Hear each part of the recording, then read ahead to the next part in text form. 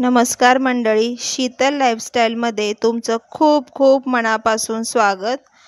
आपण आज गावरान पद्धतीचा ठेचा कसा बनवायचा सगळ्यांना तर ते माहितीच आहे, पण चला तरी पण करूया।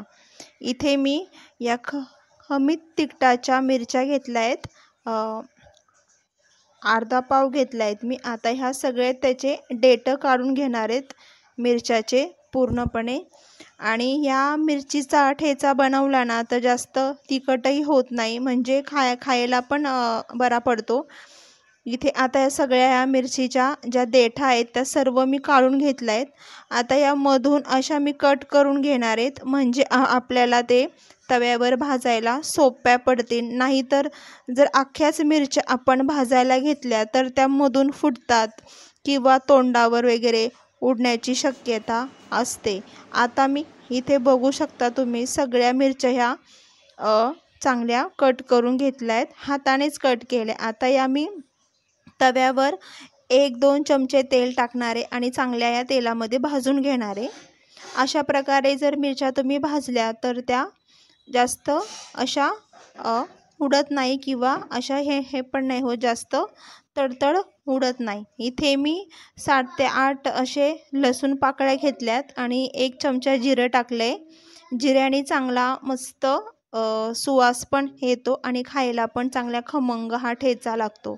इथे लसूण पाकळ्या टाकल्या, जिरं टाकलं। आता हे चांगलं तेलामध्ये परतून घ्यायचे आणि थोडंसं चवीनुसार मीठही टाकायचं आहे। मीठ टाकलं ना मग मिरची पटकन भाजते आणि जास्त तिखट असा वास नाही येत मग। आणि इथे ते भाजून झालं की मग नंतर दाण्याचा कूट टाकलेला आहे, तुम्ही अख्खे शेंगदाणेही टाकू शकता असे। आणि इथे मी दाण्याचा कूट बारीक नाही केलाय, थोडासाच असा थोबडं बारीक वाटून घेऊन मग त्यामध्ये टाकून घेतलं। आता सर्व हे चांगलं भाजलेलं आहे तेलामध्ये। आता हे आपण तांब्याने नाही तर छोट्या वाटीने किंवा ग्लासाने असं पारंपरिक पद्धतीने ठेचा बनवला ना त्याची चव ही वेगळीच असते आणि खायलाही खूप छान लागतो, चवदार लागतो। हा तुम्ही ठेचा ज्वारीची भाकरी, बाजरीची भाकरी सोबत खाऊ शकता, कारण भाकरीबरोबरच हा ठेचा खूप छान लागतो खायला। तर वाटते का नाही, गावच्या पद्धतीने, गावाकडच्या पद्धतीने, पारंपरिक पद्धतीने हा मी ठेचा बनवला आहे। कसा वाटला नक्की कमेंट करून सांगा। अशाच नवनवीन व्हिडिओ बघण्यासाठी आपल्या चॅनलला सबस्क्राईब